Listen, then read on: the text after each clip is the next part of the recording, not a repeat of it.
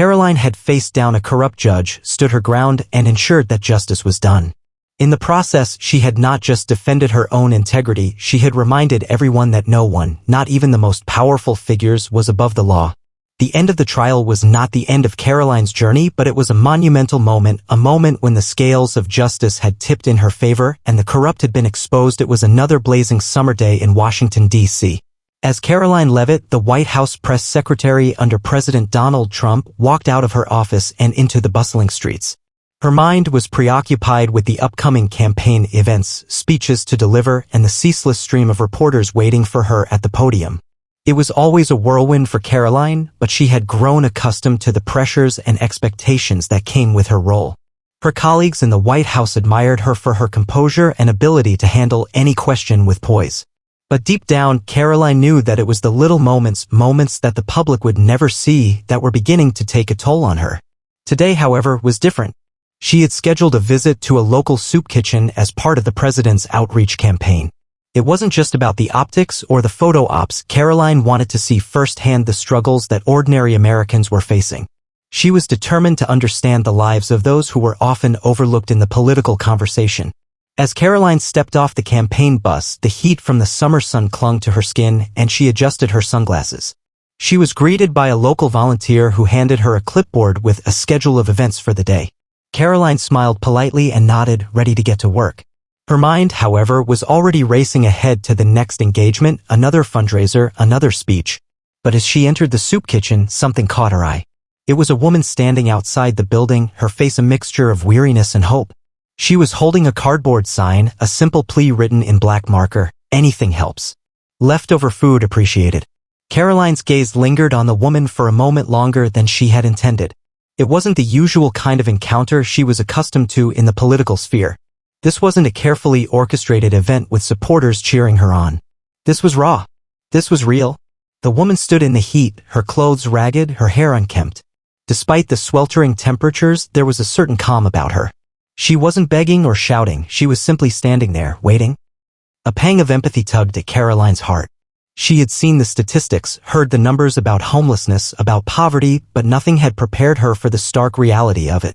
In that moment, Karoline felt a wave of guilt wash over her. She had been so caught up in the political machine, in the speeches and the rallies, that she had lost touch with what truly mattered. Her campaign manager, a tall, impeccably dressed man, nudged her gently, reminding her of the schedule. But Karoline couldn't tear her eyes away from the woman. Something about her presence was magnetic. She wasn't just another face in the crowd. She was a symbol of the struggles that so many Americans were silently facing every day. "Are you okay?" her manager asked, noticing the look on her face. Karoline hesitated for a moment, then nodded. "Yes, I'm fine. Just thinking." She didn't know how to explain the overwhelming emotions that were beginning to swell inside her. As they made their way inside the soup kitchen, Karoline couldn't shake the image of the woman standing outside. It lingered in her mind like a haunting melody, one she couldn't escape from. She knew that today, this campaign event would be different. The interior of the soup kitchen was a stark contrast to the sweltering heat outside. Inside, a constant hum of voices filled the air, volunteers calling out orders, kitchen staff hustling to prepare food, and patrons exchanging quiet pleasantries as they filled their plates. The smell of freshly baked bread and simmering soup hung in the air, a temporary escape from the harsh realities outside. Karoline's attention was immediately drawn to the families seated at long tables, their faces lined with weariness but also an undeniable sense of community. She watched as a young mother, her baby cradled in her arms, whispered words of comfort to her children. It was a sight that both broke Karoline's heart and stirred something deep inside her. This wasn't the DC she knew, the polished, well-to-do capital. This was a different world, one where survival was the daily focus. Her thoughts were interrupted by the campaign manager's voice, pulling her back to the present.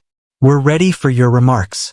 We've set up a brief speech for you, and then we'll take a tour of the facility." Karoline nodded mechanically, offering a practiced smile as she walked toward the podium set up in the corner of the room. The volunteers had gathered to hear her speak, and the cameras were already rolling. Karoline knew this was a moment to project strength and confidence, a chance to show that the administration cared about those struggling in poverty. As she spoke, her eyes drifted toward the far end of the room, where a woman in her mid-30s was seated alone. The woman had a thin frame and looked like she had endured more hardship than anyone should have to. She wore faded jeans and a t-shirt that was once white but now bore the marks of years of use. Her eyes were soft but heavy, as if the weight of the world rested on her shoulders. And yet, despite everything, there was a quiet grace about her. Karoline's words faltered for just a second. She had been trained to speak without hesitation. But in that moment, her focus shifted entirely to the woman.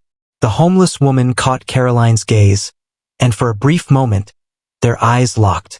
There was no shame in the woman's eyes, no anger, no resentment, just a quiet recognition. It was as if the woman knew somehow that Karoline understood. When Karoline finished her speech, she was led away by her campaign manager, who seemed unaware of the conflict brewing inside her. But Karoline's mind was elsewhere now. She couldn't let go of the woman's face. She was haunted by it. "Karoline, we're heading outside for the photo op.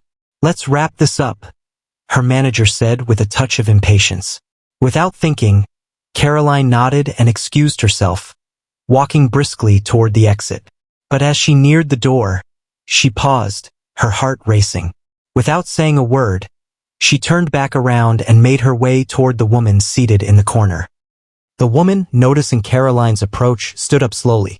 There was a moment of awkward silence between them before Karoline spoke. I saw you outside earlier," Karoline said, her voice softer than she intended. "I just wanted to say I'm really glad you're here." The woman gave a small, almost imperceptible smile. "Thank you. I don't usually come to places like this, but sometimes a girl's gotta eat." Karoline laughed, a nervous chuckle that escaped her lips before she could stop it. "I can't imagine what it must be like," she said quietly, feeling a lump form in her throat. The woman's eyes softened as though she was considering Karoline's words. "It's not easy, but we get by. People like me, we don't have a lot of options. Sometimes all we have is what others are willing to give." Karoline felt a weight in her chest as she absorbed the woman's words. She knew the statistics, had read the reports, but nothing had prepared her for this moment, standing face to face with a woman whose survival depended on the kindness of strangers. Karoline began, but she was cut off by the sound of her manager's voice from across the room.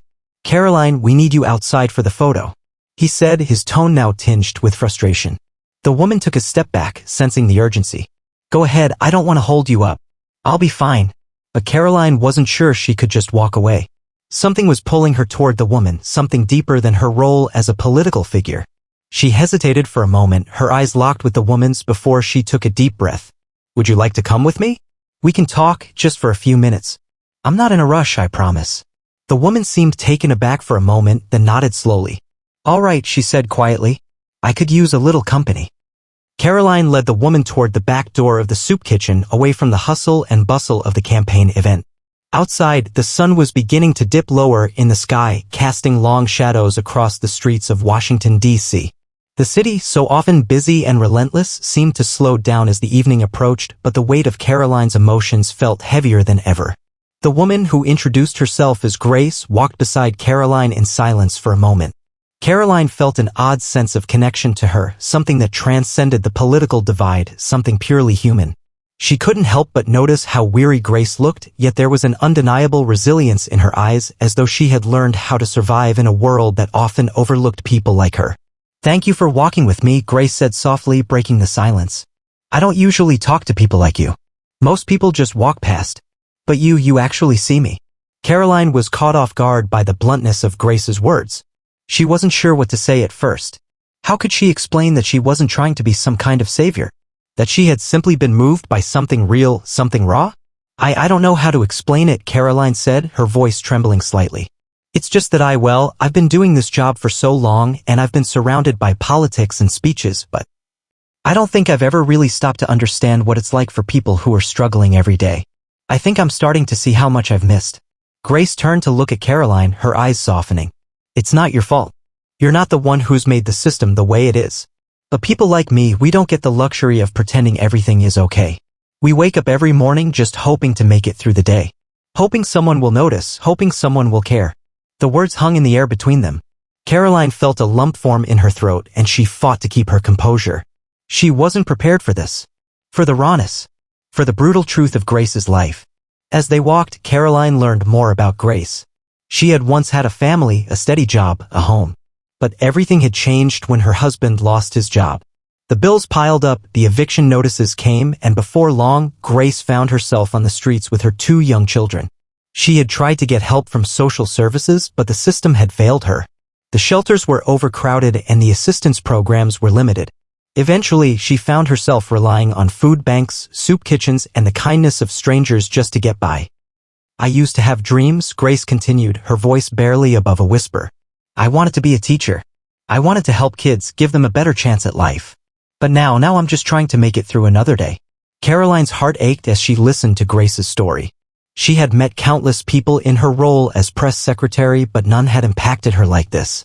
None had made her question the very purpose of the work she did. You still have time, Karoline said, trying to offer some kind of comfort. There's always time to turn things around. Grace chuckled softly, but there was no bitterness in her laugh, only a quiet sadness. You think so? I don't know, Karoline. I've seen too much to believe that things just magically get better. It's a lot harder for people like me. But I keep going. Because what else can I do? They had walked several blocks by this point, and the noise of the city seemed to fade into the background. It was just the 2 of them now, walking side by side in the fading light of day. Karoline felt a sense of guilt creeping in. She had never truly understood how difficult life could be for people like Grace. In her world, she could make a phone call and get things done.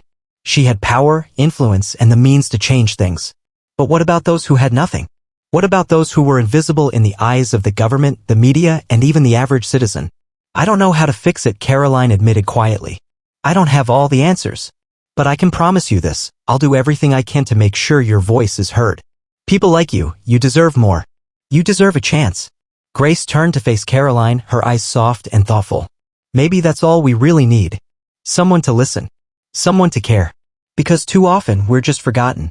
The 2 women stood in silence for a moment, the weight of their conversation settling in. Karoline wasn't sure how to respond. What could she say to someone who had suffered so much, someone who had lost everything? Grace broke the silence again, her voice low. I don't know if you can fix all of it. But you've already done something.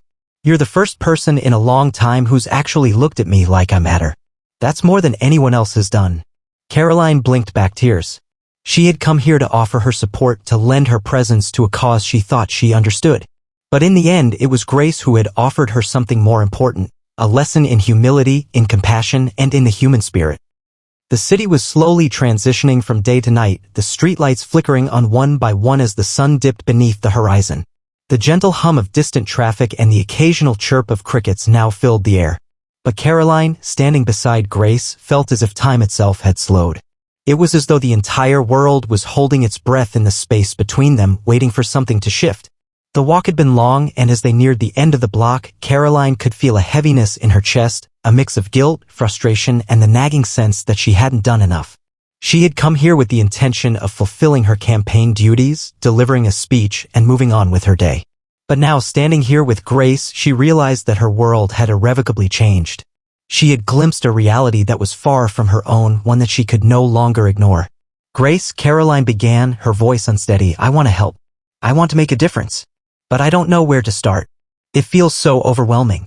The system is broken, and I feel like I'm just one person. What can I really do? Grace looked at her, her expression unreadable for a moment. Then, with a slow, deliberate motion, she placed her hand on Karoline's shoulder, a gesture of kindness that felt out of place in the cold, impersonal cityscape. You've already done something, Karoline. You're here, listening. That's where it starts. You're not just another politician who comes to make a speech and leaves. You're showing that you see people like me. That's more than most do. Don't think for a second that it doesn't matter.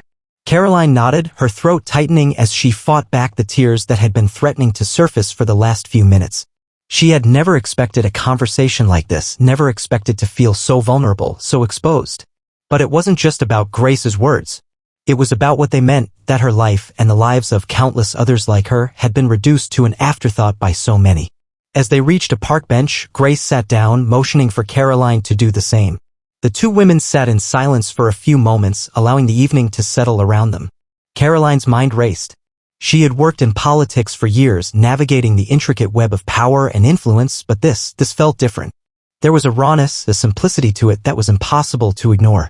She wasn't just a press secretary anymore, she was a human being confronted with the painful truth that her career, her ambitions had been blind to the suffering that was happening right in front of her.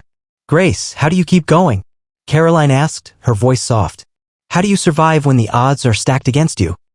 Karoline's heart swelled at Grace's words, but they also cut deep. Here she was, someone who had spent so much time surrounded by wealth and privilege, yet it was Grace, the woman who had lost everything, who understood the true meaning of strength. "I don't know what to do with all this," Karoline said, her voice cracking. "I came here to help, but now I feel like I need help more than anyone." Grace gave a quiet laugh, her voice warm and reassuring. "You don't need to have all the answers right away. Nobody does. But if you really want to make a difference, then start by doing something real. Help someone like me, someone who's been forgotten. Start small. Start here. But don't let the system swallow you whole. Don't forget us when the cameras are gone and the speeches are over." Karoline took a deep breath.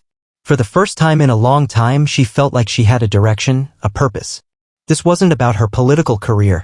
It wasn't about appeasing donors or scoring political points. It was about people, about understanding their struggles and fighting for their rights, not just as statistics, but as human beings with dreams, hopes, and stories that deserve to be heard. "I won't forget you," Karoline promised, her voice resolute. "I won't forget anyone." The words felt heavier than she expected, as if the weight of her promise carried the responsibility of 1,000 unspoken hopes. Grace smiled, her eyes glistening with something that could have been relief or maybe gratitude. Either way, it was a look that Karoline would never forget. The two women sat there for a while longer, the quiet of the evening wrapping around them like a soft blanket. The world continued on, oblivious to the moment that had just unfolded. But for Karoline, it was a turning point, an awakening. She had seen the face of hardship, had listened to the stories of those who lived on the margins, and now she couldn't turn away. She didn't want to. When they finally stood up to part ways, Karoline felt as though she was leaving behind more than just a conversation. She was leaving with a new sense of purpose, a determination to fight for a system that truly served everyone, not just the powerful, but those who needed it most. Grace offered a final, small smile. "Thank you, Karoline. You're a good person. Don't let anyone take that away from you." Karoline nodded, her heart full. As she walked back to her campaign team, she knew she had a lot of work ahead of her. But she also knew that whatever path she took from here, it would no longer be just about politics. It would be about people. Real people. The following weeks after Karoline's encounter with Grace unfolded differently than she had expected. The weight of their conversation lingered with her, coloring her perspective in ways that politics never could. The campaign events felt less urgent now, the speeches and rallies no longer the centerpiece of her day. What consumed her thoughts more than anything was the question of how to make real change. She couldn't just go back to the way things were. Too much had been revealed to her, too much had been shared. Karoline found herself pushing for policies during the campaign that reflected the issues she had witnessed firsthand. She wasn't sure how it would all unfold or whether her efforts would even matter in the grand political machine, but she couldn't remain silent. Grace's story had become a part of her story, woven into the fabric of her new perspective. The first change came when Karoline insisted that the campaign team visit the shelters, food banks, and soup kitchens across the city. It was easy for politicians to make promises, to offer grand solutions without ever stepping foot into the communities they claimed to help. But Karoline wasn't content with staying behind closed doors anymore. She wanted to see it all firsthand, to hear the stories and struggles that no one wanted to talk about. At first, there was resistance within her campaign team. Some of them didn't understand why she was focusing on issues that weren't likely to sway voters in the way the media liked to focus on. The team had always been about pushing a narrative that would resonate with the larger audience, one that was safe, that didn't challenge the status quo. But Karoline wasn't interested in playing it safe anymore. "Karoline, this isn't the direction we need to go," one of her advisors had said. "We need to focus on what will get us votes. People don't care about the homeless. They want to hear about job creation, about the economy. They want to hear promises, not stories." But Karoline wasn't swayed. "No, this is exactly where we need to go," she had replied firmly. "Because if we don't start listening to the voices that are being ignored, we're never going to understand what needs to change. I'm not doing this for votes, I'm doing this because it's the right thing to do." It wasn't easy. The press didn't quite know what to make of her new focus. Some praised her for being bold enough to highlight issues that no one wanted to talk about, while others ridiculed her for what they perceived as a misstep. But Karoline didn't mind. She had seen enough to know that the truth was far more important than public opinion. The more she interacted with people like Grace, the more she realized that the world wasn't a clean, easy place to navigate. There were no perfect solutions, no quick fixes. But there was action, and that was where real change could begin. One of the most memorable moments of Karoline's newfound commitment came when she returned to the soup kitchen, the very one where she had met Grace. It was a week after their conversation, and Karoline had asked the staff if Grace was still coming by for food. The kitchen had been bustling as usual, the staff working tirelessly to serve meals to those in need. As she stepped inside, the familiar smells of food and the low murmur of voices brought her a sense of calm. "Karoline, you came back," the kitchen manager greeted her, surprised but pleased. "I've been thinking a lot," Karoline said, her voice soft but determined. "Is Grace here today?" The manager nodded. "She's here almost every week. You can find her in the corner." Karoline followed the manager's direction, her heart quickening. As she approached the corner, she saw Grace sitting at a table, quietly eating her meal. When Grace looked up and saw Karoline, her expression shifted from surprise to warmth. "Grace," Karoline said, walking over and taking a seat across from her. "I've been thinking about you. About what you said." Grace smiled, but it was a weary, knowing smile. "You've been busy, huh? I figured I wouldn't see you again after that day." "No, I couldn't forget you. Or what you said." Karoline paused, searching for the right words. "Grace, I've been pushing for change. I've been meeting with people, talking to those who've been left out of the conversation. And I'm not stopping. I don't know where this journey is going to take me, but I'm going to keep fighting for people like you. For all the people who don't have a voice." Tears welled up in Grace's eyes, and she nodded slowly. "I don't know what to say. No one's ever promised something like that before. It's easy to say you'll fight for someone, but you're actually doing it. You're here, and you're really listening. That's more than I ever expected." Karoline reached across the table, her hand resting lightly on Grace's. "I don't want to be just another politician who forgets you the moment the campaign is over. I want to change the system to make it work for everyone, not just the wealthy or the powerful. I can't promise it will happen overnight, but I'll keep fighting. And you won't be forgotten." Grace's voice cracked as she spoke, her emotions raw and genuine. "Thank you, Karoline. I don't have much, but I'll pray for you. You're doing something good here." As Karoline left the soup kitchen that day, she realized something profound. Change didn't happen in grand speeches or high-profile meetings. It happened in the small moments, the quiet conversations, the ones that went unnoticed by most but carried the weight of real, tangible impact. Karoline had made a commitment not to her career but to the people who needed her the most. And for the first time, she knew she was exactly where she was supposed to be.